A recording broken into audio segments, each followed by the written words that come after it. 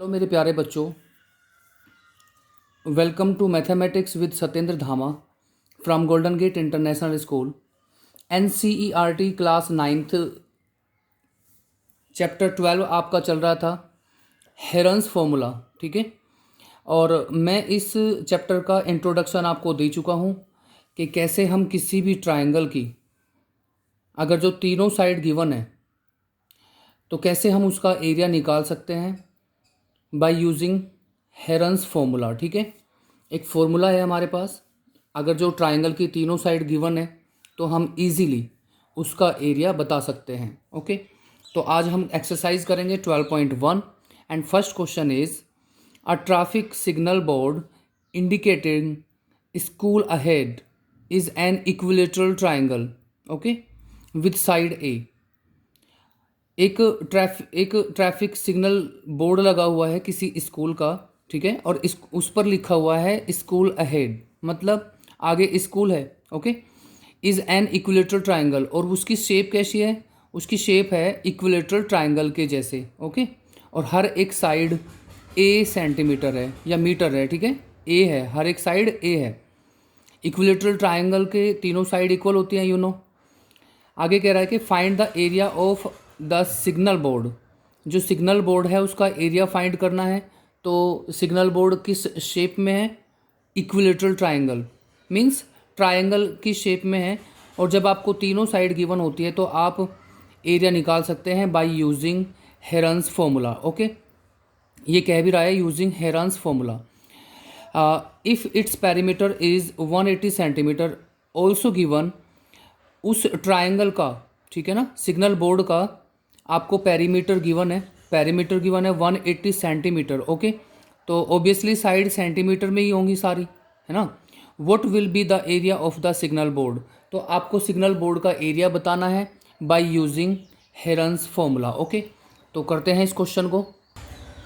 Suppose that this is signal board. ठीक है ना, ये स्कूल का सिग्नल बोर्ड है और उस पर लिखा हुआ है स्कूल अहेड। ठीक है, यानी कि आगे स्कूल है। तो ये किस शेप में है? ट्रायंगुलर शेप में। ठीक है, और ये है इक्विलेटरल ट्रायंगल बोला था उसने। इक्विलेटरल ट्रायंगल का मतलब है, इक्विलेटरल ट्रायंगल का मतलब है तीनों side equal. Okay, so suppose उन्होंने बोला भी था कि तीनों साइड जो हैं वो ए हैं आपकी, ए, और ये भी ए सेंटीमीटर है। ठीक है ना, सेंटीमीटर है ये। आप इन पॉइंट को ले लो, A B and C. Okay, तो इसका हमको एरिया निकालना है बाय यूजिंग हेरन्स फॉर्मूला।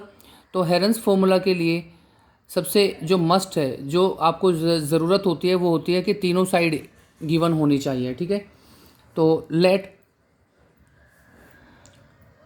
हम मान सकते हैं ABC is a signal board. ठीक है,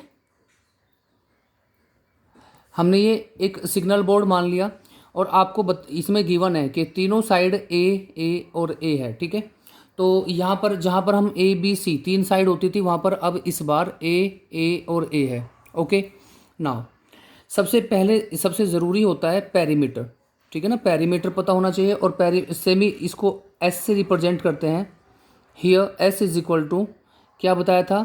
sum of all sides upon 2, ये बताया था मैंने पेरीमीटर, सेमी पेरीमीटर। ठीक है, एस की वैल्यू होती है सेमी पेरीमीटर। सेमी पेरीमीटर बोलते हैं एस को, और इसका हमें ये हमें पता होता है। ठीक है, इसके बाद ऑल्सो गिवन, ऑल्सो गिवन क्या गिवन है? पेरीमीटर ऑफ ट्राइंगल दे रखा है, पेरीमीटर ऑफ ट्राइंगल ABC मान लिया। ठीक है, कितना गिवन है वो? 180 सेंटीमीटर। ओके बच्चों, तो किसी भी ट्राइंगल का पेरीमीटर क्या होता है? Sum of all sides. ठीक है, तो we can write sum of all sides, sum of all sides. और सम ऑफ ऑल साइड्स का मतलब क्या है? A plus a plus a, that is a plus a, क्योंकि तीनों साइड ए है, इज इक्वल टू 180। तो 3A हो गया ये 180। ए इज इक्वल टू 180 अपॉन 3, 3 6 जा 18, सो ए की वैल्यू आ गई है 60। ठीक है, ये सेंटीमीटर में मान लो इसको, क्योंकि पेरीमीटर सेंटीमीटर में था। तो जब ए 60 सेंटीमीटर है तो सभी साइड 60 60 हो गई। क्लियर। तो यहाँ से एस की वैल्यू निकाल दो अब। So semi perimeter s is equal to अभी बताया था तीनों का सम अपॉन 2, और तीनों का सम 60 + 60 एन + 60 अपॉन 2। तो 3 टाइम प्लस करेंगे तो 180 आ जाएगा, और अपॉन 2 इज इक्वल टू आ जाएगा 90 सेंटीमीटर। 90 किसकी वैल्यू है? एस की वैल्यू है 90 सेंटीमीटर। ओके, और ए की वैल्यू कितनी थी? 60 सेंटीमीटर। ओके, इसके बाद एस हमारा निकल के आया था 90 centimetre. So by using Heron's formula, by using Heron's formula,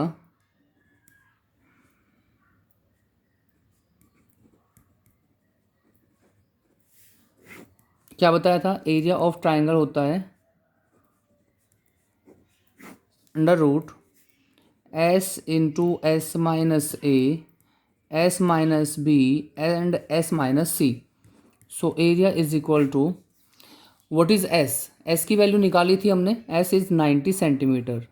okay, आप डायरेक्ट भी कर सकते हैं, 90 minus A, 90 minus A, and what is a?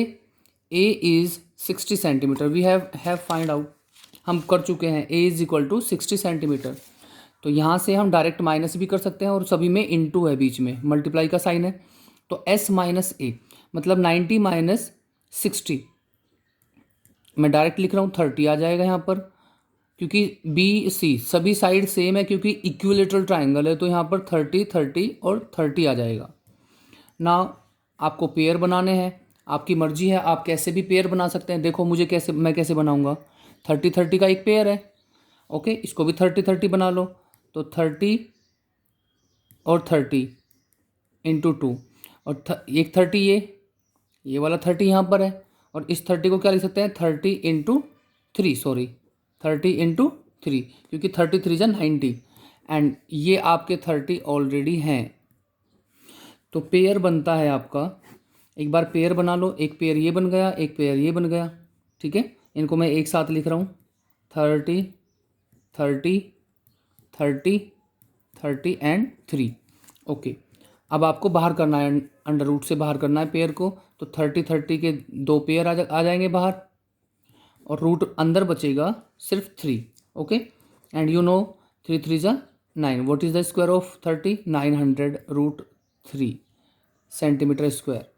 आपको बताया था एरिया स्क्वायर मीटर में होता है या स्क्वायर यूनिट में होता है। यूनिट मतलब सेंटीमीटर है तो सेंटीमीटर स्क्वायर लिखो, मीटर है तो मीटर स्क्वायर करो। ठीक है, तो ये इसका एरिया निकल के आता है। इस ट्राइंगल का जो सिग्नल बोर्ड लगा हुआ था स्कूल के लिए, उसका एरिया निकल के आता है। वहाँ पर तीनों साइड इक्वल दी हुई थी, इक्विलेटरल ट्राइंगल है मीन्स। तो ऐसे ऐसे हम, जो आपका नेसेसरी लैंग्वेज है उतना आप लिख सकते हैं, जो ज़रूरी लैंग्वेज है उतना लिखो, बाकी मैथ्स में आपको क्वेश्चन करना आना चाहिए। ठीक है,